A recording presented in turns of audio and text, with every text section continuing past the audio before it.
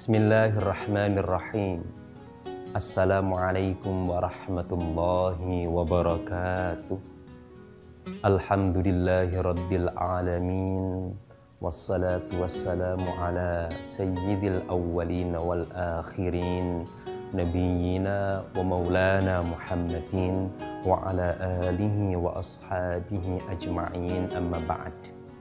Polestiar TV yang berbahagia dimanapun Anda berada. Di episode sebelumnya saya pernah membahas tentang beberapa wejangan Qur'ani, waktu itu seputar anggota tubuh yang ada di kepala.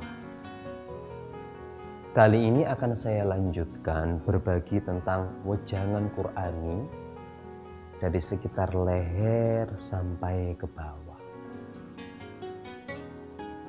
Ya, supaya kita tahu ternyata Al-Quran itu begitu komplitnya, begitu luar biasanya. Yang pertama adalah wejangan Al-Quran tentang hati.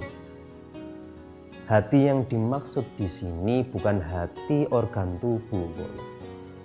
Hati yang dimaksud di sini itu adalah hati yang bersifat ruhani, yang bolo punya perasaan, punya rasa, yaitu di hati. Apa yang diwejangkan oleh Al-Quran terhadap hati kita? Ala bidzikrillahi tatma'innul qulub. Di surah Ar-Ra'd ayat 28. Ingatlah bahwa dengan mengingat Allah lah, dengan menyebut Allah lah, dengan berzikir kepada Allah lah, hati itu akan menjadi tenang. Bagi bolo yang mungkin sering merasakan kegalauan dalam menghadapi hidup, yang sering resah, gelisah, tak tentu arah, barangkali intensitas kita untuk mengingat Allah perlu untuk ditingkatkan. Karena Allah menjamin yang mengingat Allah lah mereka yang tenang hatinya, tidak resah, gelisah, tenang, mantap, madep. Dan tentu mengingat Allah tidak terbatas kepada sekian zikir lafaz, sekian apapun. Yang terpenting sampai pada kesadaran tertinggi la ilaha illallah, itu sudah berzikir kepada Allah. Kalau dalam sufisme bolo, hati itu mestinya tidak boleh terisi oleh selain Allah. Kalau dalam sufisme, dalam kitab Ayyuhal Murid karya Al-Habib Ali Al-Jufri, hati dalam 24 jam itu terdapat 70.000 bisikan. Dalam 24 jam dalam hati setiap jiwa itu ada 70.000 bisikan. Dan bisikan-bisikan ini bersumber dari bermacam-macam. Ada kalanya bisikan itu bersumber dari syaitan, yang ini biasanya mengarah pada sesuatu yang negatif. Poso, sudah yakin mantep niat poso. Melaku-melaku, ndelok, wah ono es degan, kotos-kotos, sawager. Nah, itu kan biasanya ada dorongan dalam hati itu, wah enak ini, dahnya panas-panas, mentor-mentor kayak gini. Itu bagian bisikan syaitan yang masuk ke dalam hati. Itu boleh ya. Cara identifikasi dari setan atau tidak jika mengarah pada kenegatifan, ya sudah, Yang kedua, terkadang bisikan itu berasal dari malaikat. Sebagaimana dalam hadis disebutkan bahwa dalam hati manusia itu terdapat dua bisikan. Satu dari syaitan mengarah negatif, yang kedua dari malaikat mengarah positif. Delok es degan mang, wah seweger, ada bisikan kedua, jangan. Kamu kan sudah niat puasa, lanjutkan saja, pertahankan puasamu. Nah, pokoknya yang bisikan-bisikan mengarah kepada kepositifan itu berasal dari malaikat. Nah, kadang ada bisikan itu berasal dari Allah Subhanahu wa Ta'ala. Dalam sufisme, di antara media Allah berkomunikasi dalam tanda kutip, bukan berkomunikasi langsung sebagaimana Allah kepada Nabi Musa, di antara media Allah berkomunikasi dengan hambanya adalah melalui hati. Contohnya apa ketika sebuah bisikan itu berasal dari Allah? Ini biasanya terkait tentang hikmah, terkait tentang ilham. Misal begini, Bolo sedang membaca Al-Quran dan kebetulan Bolo punya kemampuan berbahasa Arab yang baik. Lalu tiba-tiba ketika membaca Al-Quran itu Bolo semacam bisa membuat simpulan. Ayat ini tiba-tiba ada ilham, maksudnya begini, maksudnya begitu. Yang demikian itu berasal, contoh bisikan yang berasal dari Allah Subhanahu wa Ta'ala. Dan termasuk yang berasal dari Allah adalah mendapat hidayah atau tidaknya seseorang. Hati gunakan sesering mungkin untuk mengingat Allah. Yang berikutnya apa? Wejangan Qur'ani. Jangan kemana-mana, nggih? Tetap di Titian.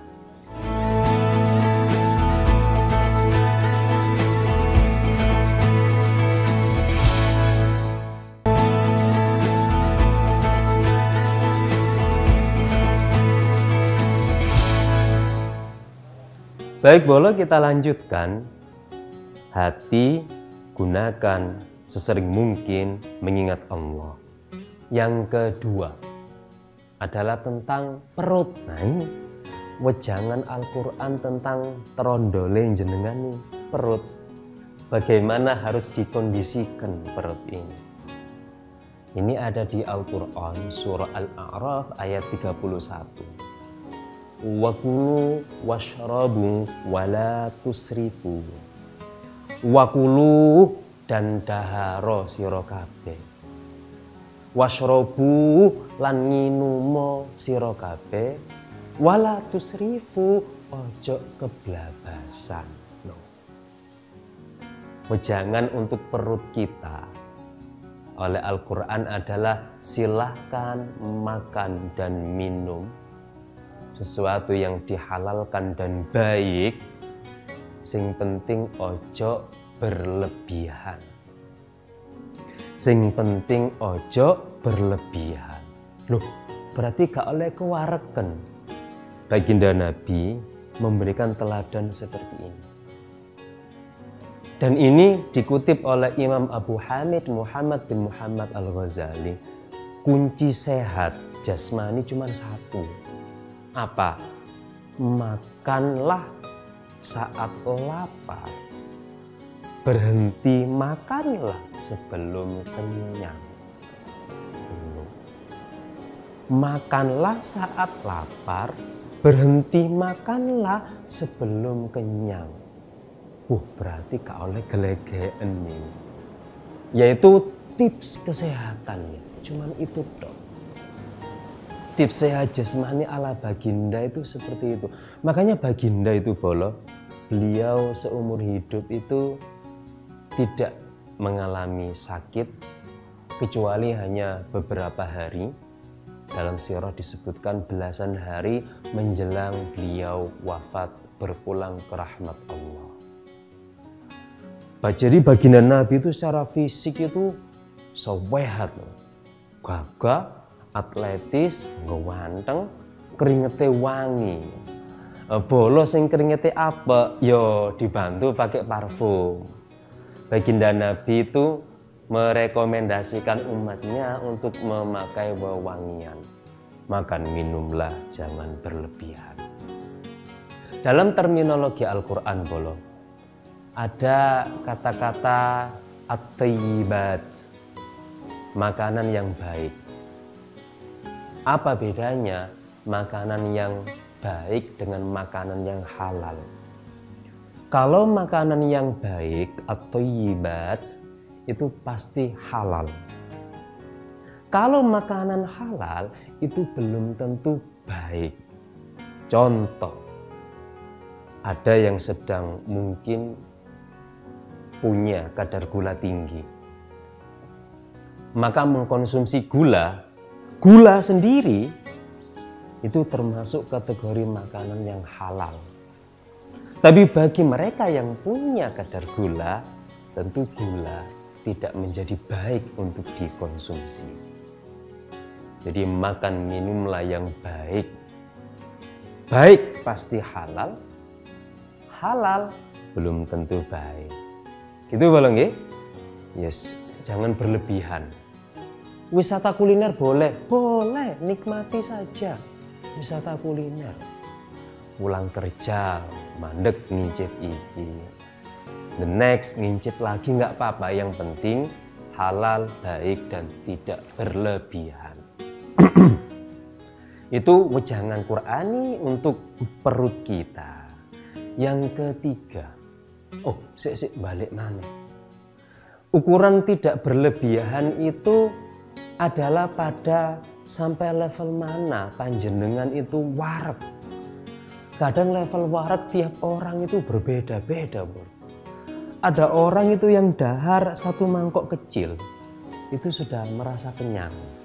Ya sudah, berarti itu level maksimal dia makan yang direkomendasikan oleh agama. Ada orang itu yang sak mangkok gak cukup, jauh sak wakul. Kadang ada yang seperti itu. Jadi ukuran berlebihan atau tidak ini setiap orang berbeda-beda tergantung pada level warke sak piro. Itu boleh nggih? Wejangan Qur'ani berikutnya adalah untuk tangan kita. Di Al-Qur'an surah Al-Baqarah ayat 195, wala tulqu bi aydikum ila tahlukati wa ahsinu. Jangan jatuhkan tangan kalian itu menuju kerusakan. Baik kerusakan untuk diri sendiri ataupun kerusakan untuk orang lain. Tangan itu digawe sing api-api. Ojo digawe ngaploki wong, gak lapo-lapo plak. Sopo sing ngaplok ya bakal dikaplok besok itu. Ya tangan gunakan yang terbaik, berderma, membantu, atau apapun lah yang mengarah kepada kebaikan. Nah, di antara tangan ini, kalau sekarang di era digital seperti ini, orang itu modal tangan saja itu bisa menjangkau dunia melalui gadgetnya, berstatus ria di medsos, berselancar dan seterusnya di internet. Itu melalui tangan. Ya, gunakan tangan Anda kalaupun toh membuat status yang gak nggarai wong mangkel deh. Atau tidak perlu berupa menulis sesuatu berupa ujaran kebencian, memantik kemarahan, tidak perlu. Nah, kalau bolo sedang bad mood, ya tidak perlulah curhat di medsos itu. Nah, curhat di medsos itu kan kadang-kadang saya itu lucu ya. Ada beberapa milenial itu curhat di medsos. Itu kan sama saja dengan mengumumkan atau mempublikasikan aibnya sendiri. Atau meluapkan kemarahan via medsos. Gak seru meluapkan kemarahan via medsos itu. Kalau memang Anda merasa terzalimi, Anda dibolehkan kok membalas serupa kepada orang yang mendolimi sampean. Gak perlu muring-muring kok nang medsos. Apa seru nih, coba ayo sampean pikir bolo. Muring-muring nang medsos. Apa seru nih? Gak seru belas malahan. Medsos itu akeh wong ketokane kendel, tapi justru gak punya nyali sakjane. Karena hanya tulisan, tidak langsung, tidak ada wajahnya. Kadang foto di hidden, centang biru, dinonaktifkan. Sakjane jenengan itu ono masalah urip apa bolo. Enjoy saja menjalani kehidupan itu bolo. Itu tangan ya, tangan belakang rek sepunten ya. Yang berikutnya adalah masih ada dua. Apa saja? Jangan kemana-mana, nggih, tetap di Titian.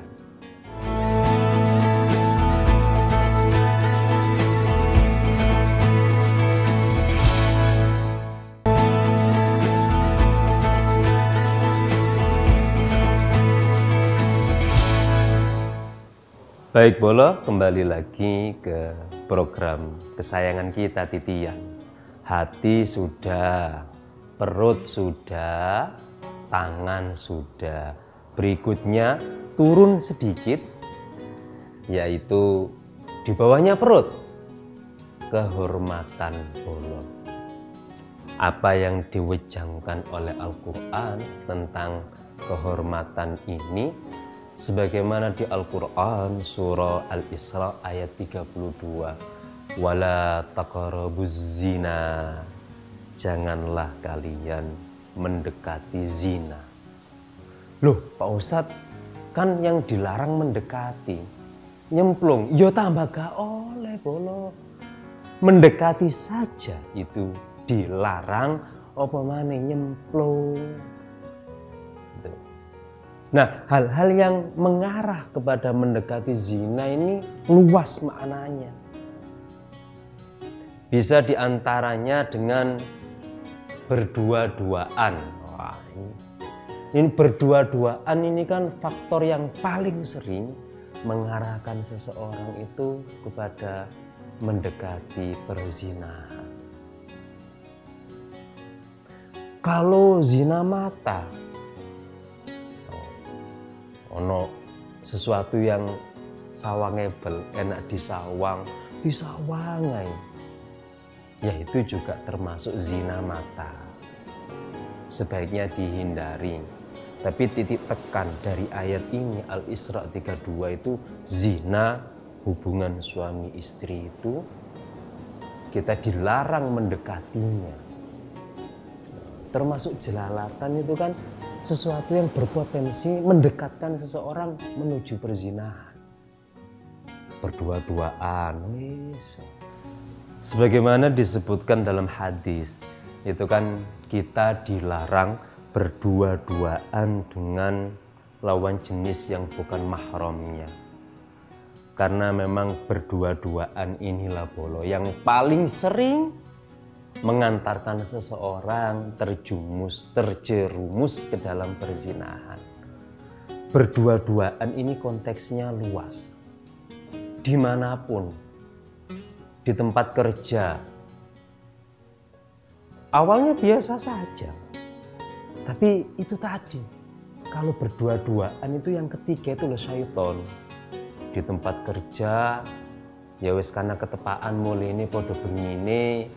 Awalnya nggak ada niat ke sana, tapi intensitas berdua ini sering terjadi.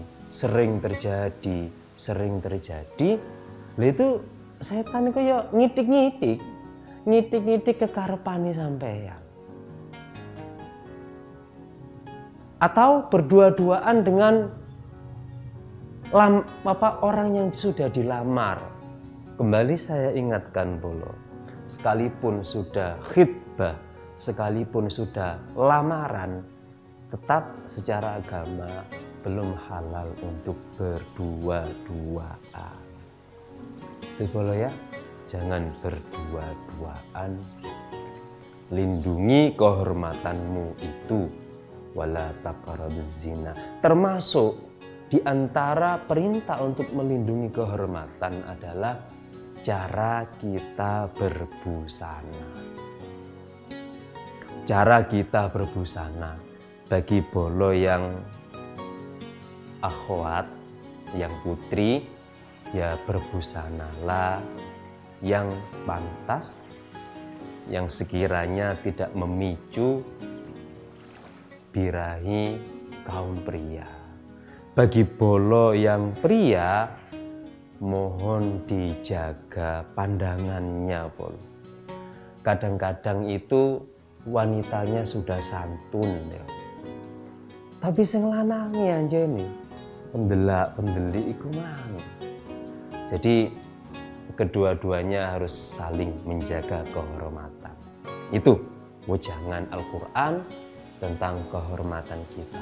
Jangan mendekati ke arah perzinahan. Berikutnya, turun lagi langkah kaki. Apa yang diwujangkan oleh Al-Quran tentang langkah kaki ada di surah Luqman ayat 18. Wala tamshi fil ardi maraha. Janganlah kalian berjalan di muka bumi dengan angkuh, mekiti, mengkerik, petentang-petenteng. Tidak perlulah sesukses apapun Bolo, sehebat apapun Bolo, setinggi apapun status sosial, gak perlu kayaknya jalan itu sambil mengkerik, ndanga, begitu, ndak perlu Bolo. Seperti baginda, itu kalau jalan itu kan beliau selalu, Masya Allah, pandangannya itu ke bawah. Tidak tolah-toleh baginda Nabi kalau berjalan.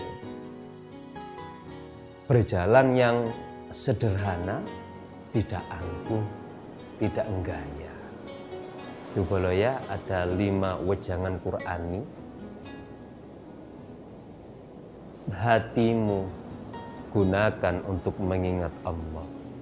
Tanganmu jangan arahkan kepada sesuatu yang membahayakan dirimu maupun orang lain.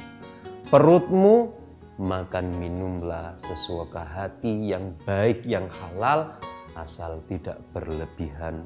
Kehormatanmu jangan sekali-sekali memberi ruang pada diri untuk mendekati perzinahan. Bablas, na'udzubillah. Yang kelima, langkah kaki, berjalanlah biasa, sederhana, tanpa ada kesan orang yang melihat angkuh, gaya. Tidak. Mudah-mudahan bermanfaat untuk keseharian. Mudah-mudahan bermanfaat untuk keseharian kita bersikap. Matur suwun menyaksikan Ihdinas Shiratal Mustaqim. Wassalamualaikum warahmatullahi wabarakatuh.